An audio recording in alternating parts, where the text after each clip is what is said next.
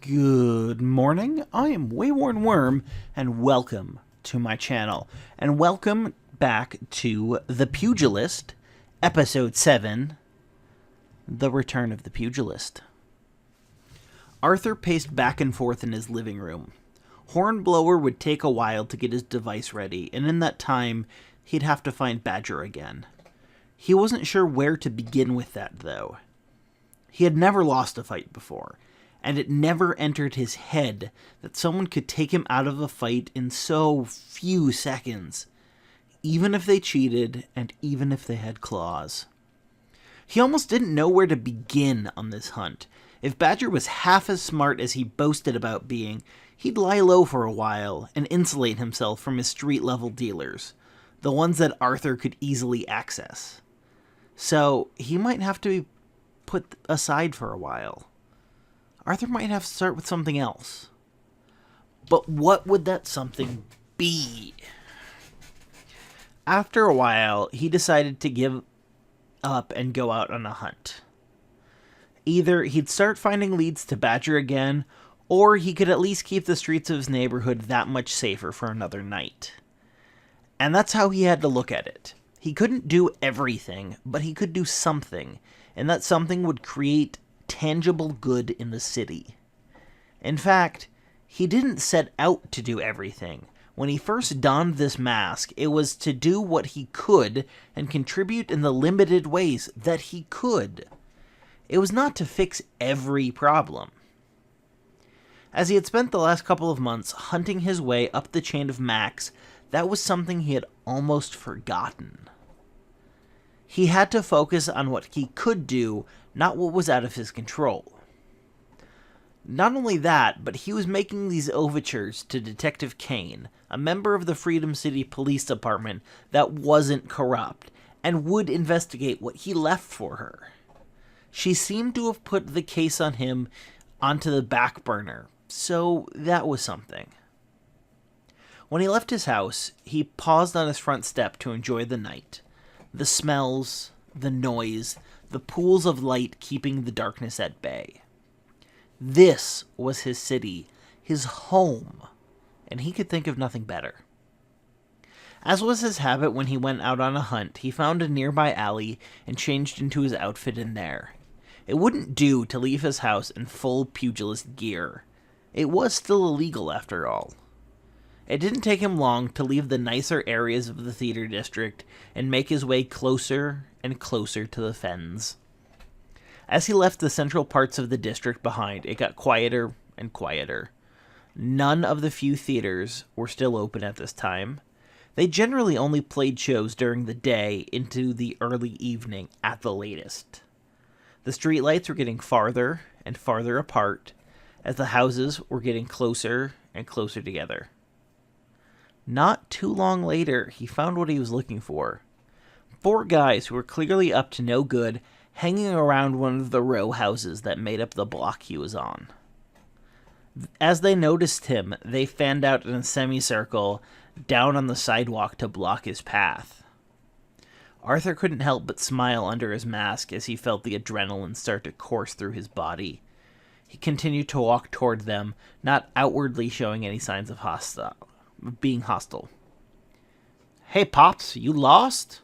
One of them, probably what passed for a leader, asked, glancing at the other 3 who chuckled.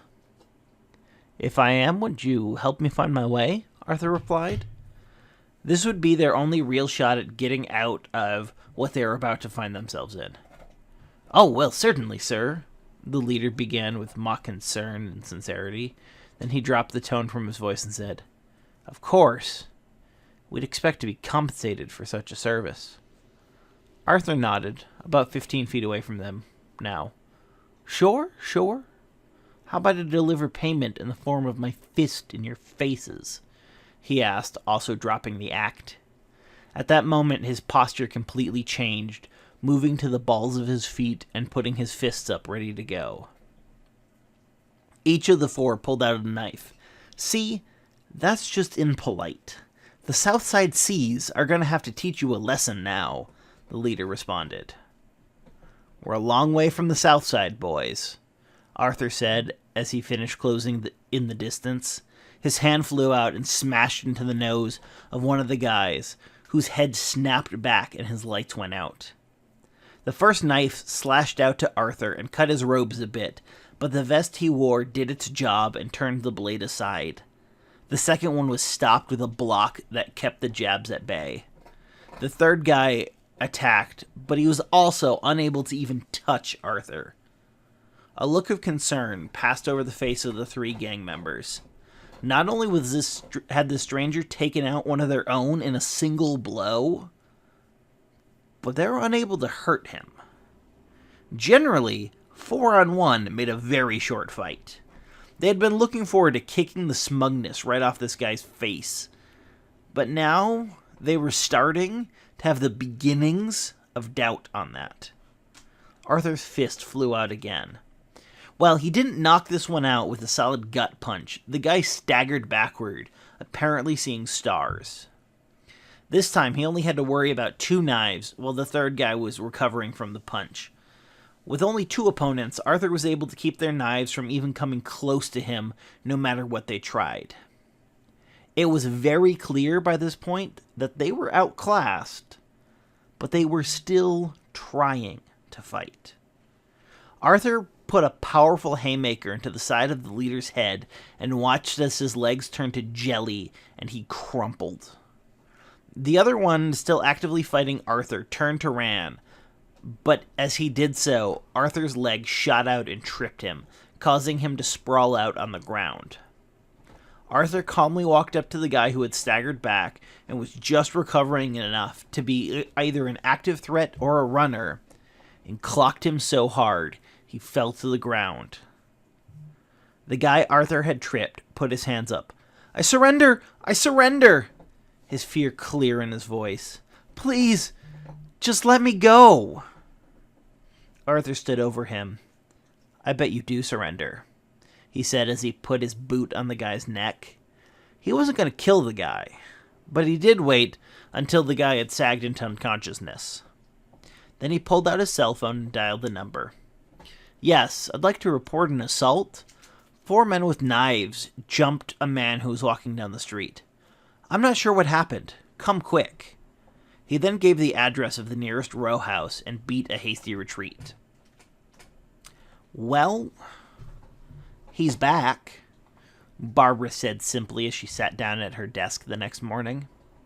Her partner, Dave Smith, looked up. "The Pugilist?" "Yeah, last night near the edge of the theater district, as it meets the fens, 4 guys with knives got knocked out, and somebody called it in. Something is wonky with the audio, so you can't get a good idea of who the person is, but their words are pretty clear. A patrol car found them all lying on the ground, just coming to. Apparently, the patrolman called for backup and pulled his weapon on them until backup arrived. Turns out, they're all members of the Southside Seas. Their knives were all switchblades, and their fingerprints just happened to be all over them." "No witness or victim?" Dave asked. "No, so the assault charge will probably not stick, even if it's filed, but the others were. And we should find out soon if they have any outstanding warrants." She rolled her eyes as she said. "And I'm sure with 4 such upstanding individuals, we won't find any at all." Dave snorted at this. "And I'm directly related to European royalty. They're known gang members. There's no way there are no warrants." Barbara nodded.